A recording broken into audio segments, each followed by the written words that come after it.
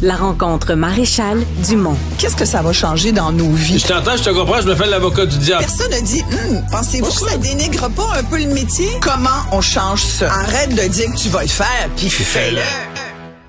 Bonjour Isabelle. Bonjour Mario. Commémoration aujourd'hui du 7 octobre et beaucoup d'endroits, mais c'est triste à dire, mais c'est célébré. Oui, ben en fait, c'est malheureusement célébré. Moi, je veux dans des endroits où on pense que le Hamas n'est pas un groupe terroriste. Dont Montréal. Oui, dans nos universités. Dans certains coins de Montréal. Écoute, il y a justement, pour ceux qui ont des jeunes qui fréquentent l'université Concordia, c'est le cas d'une de mes filles, et ils ont reçu une communication ce matin pour dire que le campus du centre-ville serait complètement fermé, ce qui n'était pas prévu au départ, là. Ils avaient l'intention de le garder ouvert. Les facultés qui avaient voté la grève. Là. Non, pas du tout. Et là, ils ont dit ça change. Là, ça a changé hier après que 2 individus ont été arrêtés, après que... donc, c'est des raisons de sécurité. C'est vraiment des raisons de sécurité, parce qu'il y a un des 2 individus apparemment arrêtés hier qui avait dérangé des classes, puis bon. Et puis là, on arrive là, à la mi-session, fait que c'est des moments importants là, pour les étudiants universitaires, et donc ils ont trouvé une barre de métal, ils ont trouvé apparemment là, des engins qui auraient pu mettre le feu. Donc là, aujourd'hui, le campus au centre-ville de Montréal est fermé. Si vous venez si vous aviez l'intention de venir au centre-ville de Montréal cet après-midi, c'est peut-être pas le meilleur moment, là, parce que je pense qu'il va y avoir pas mal de dérangements, il va y avoir des manifestations. Tout à l'heure, j'entendais Benoît qui ressortait un sondage de Léger du mois de septembre. C'est un sondage qui avait été fait par Léger au moment du 11 septembre et des commémorations là, de ce qui s'est passé à New York, on s'en souviendra. Et effectivement, ça dit qu'il y a un jeune Canadien sur 5 qui estime que le terrorisme peut être, dans certains cas, toléré. Alors, ça nous enligne beaucoup sur ce que pensent certaines personnes, certains jeunes. Oui, sont-ils endoctrinés? Il y en a certains qui le sont.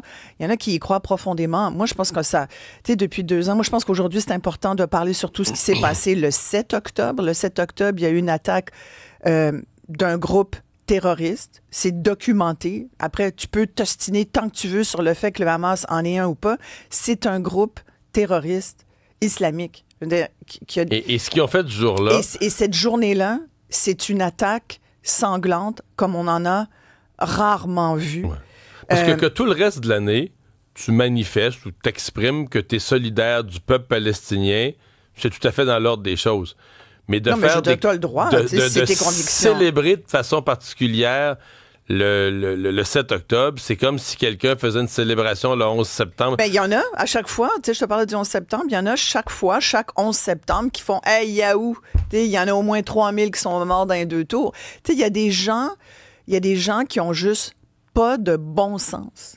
Ils n'ont pas de sens humain.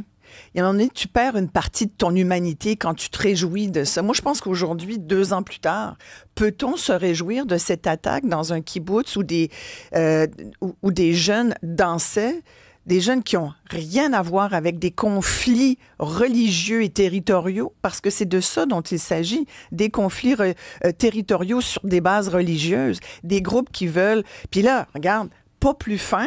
Ça a comme ouvert la porte. Ce que le Hamas a fait, ça a ouvert la porte. Il faut quand même le dire. Le Hamas, avec cette attaque contre des jeunes Israéliens, a déclenché une guerre contre le peuple, contre les Gazaouis, contre le peuple de Gaza, contre les Palestiniens.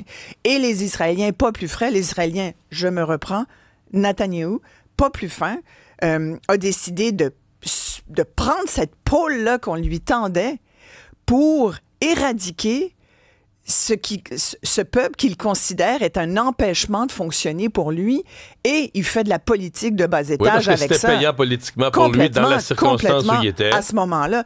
Alors, c'est de ça dont il s'agit aujourd'hui. Mais on est le 7 octobre, depuis 2 ans, il y a des familles, puis peu importe ton allégeance, moi, je trouve ça terrible. Je trouve ça terrible, et moi, J'ai une fille qui court les festivals d'électropop comme ça un peu partout. Là. C'est très prisé par les jeunes. Ben oui. Elle aurait pu être dans un festival comme ça. Elle aurait pu être dans un festival comme ça. Et c'est des jeunes qui ne demandaient rien à personne, sinon que d'avoir du plaisir, de la musique, de la danse, d'être ensemble, d'être dans le communautaire. C'est tout le contraire de ce qui s'est passé cette journée-là. Pour les femmes, Isabelle, il faut quand même le dire, c'est que il y a eu 1200 morts. Ouais. Dans le cas des femmes, avant de mourir, plusieurs ont été violées. Il y a eu des exactions particulières pour les femmes. Fait que les groupes féministes, les groupes de femmes ou d'étudiantes féminines qui manifestent aujourd'hui, c'est encore plus inexplicable. Une coche plus inexplicable, si ça se peut. Là. Moi, je ne comprends pas ça. Sincèrement. Et ça rend mauvais, même. Je pense que ça fait du bien à personne, Mario, parce que jusqu'à maintenant, moi, je pense que ça nuit aux familles aussi. Je sais que, dans certaines familles, ce sont des conversations qu'on ne peut plus avoir. Parce que les jeunes sont endoctrinés, puis ils considèrent que leurs parents sont des idiots qui comprennent pas. Complètement.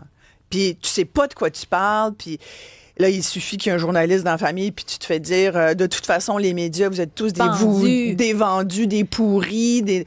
Alors, après, on va s'étonner que ça se transporte dans toutes les autres sphères de la société, y compris quand il y a des élections municipales. Puis là, ça m'amène à te parler de mon prochain sujet, parce que tu regardes... Est-ce que tu es excité par les élections municipales en cours? Pas du tout.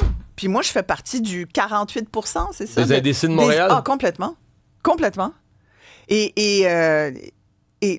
je pense que, je te le dis souvent, la politique tue la politique. Trop de politique tue la politique. Moi, je suis plus que jamais convaincue que c'est le cas.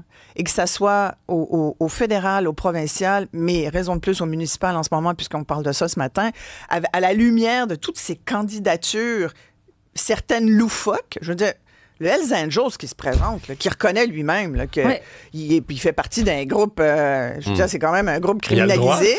Mais il a le droit. Hey, c'est un citoyen de 18 ans et plus résident du pays. Ouais. Là, tu te dis, moi, là, sincèrement, si j'étais un journaliste local, je sais pas s'il en reste dans ce coin-là, j'essayerais de fouiller c'est quoi l'intérêt de ce gars-là de se présenter dans la localité. Il y a peut-être une affaire de terrain, il y a peut-être une affaire de... Tu sais jamais parce que... Ce que Félix nous dit, c'est qu'il a failli être élu par acclamation. Il y a deux citoyens qui ont vu ça puis qui se sont présentés un peu à la dernière minute. Mm-hmm. Mais oui, parce qu'il n'y a personne d'autre, c'est comme non, c'est fait, ça va être toi, là. Écoute, ça aurait pu arriver. Personne s'en rend compte. Tu te réveilles vendredi, 16h30, fin des mises en candidature, un seul candidat élu, bang. Mais je pense que c'est le cas des deux... C'est bien ça, c'est 2/3 des candidats aux élections. Il y en a beaucoup, sont élus par acclamation. Attends, on a parlé au maire de Terrebonne, une ville de 125 000 habitants, personne ne se présente contre lui. Il dit, bon, les gens sont satisfaits. Je pense que c'est relativement vrai, mais quand même, c'est... Mais qu'est-ce que ça dit de nous? Parce qu'après, on peut toutes les énumérer. Il y en a un autre dans une petite ville, là. Ça fait 2 fois là, qu'il est comme remis on lui dit calmez-vous. Là. Lui, il a tendance à être mauvais avec les employés municipaux. Là. Il est violent, c'est un gars violent. T'imagines, c'est le maire de ta ville. C'est quand même le premier palier de gouvernement le plus près du citoyen. Le maire, là, tu peux vite... Normalement, il se promène dans la rue, t'es capable d'y parler, puis... Mais là, si c'est un Hells Angels, mettons, ou c'est un gars violent, tu veux-tu l'approcher? Ou de purs inconnus à Montréal. C'est pas normal qu'on les connaisse pas comme ça. Ben là, il y a un débat. Moi, je suis contente qu'au moins, il y ait 4 candidats. On va avoir un petit peu plus, on va plus être au fait de ce qu'ils pensent. Mais tu sais, là encore... Tu vas l'écouter, toi, le débat? Tu vas regarder ça? Je vais l'écouter certainement. Ben oui, ça m'intéresse parce que j'aimerais ça savoir où mettre mon X. Sinon, je vais rajouter une petite case, puis je vais mettre indécise pour à jamais. C'est parce que c'est comme... c'est triste quand même. Non, mais c'est triste. Mais le danger, c'est que le taux de participation, qui est déjà pas fort au municipal, c'est qu'il soit exceptionnellement faible. Ou qu'on finisse par... Tu sais, les gens vont pas se présenter. Et puis ça finit par nuire, vraiment. Ça rend les gens très cyniques par rapport à la politique en général. C'est pour ça. Il faut s'y intéresser au minimum et voter. Il y a quand même plusieurs choix. Isabelle, merci. Merci.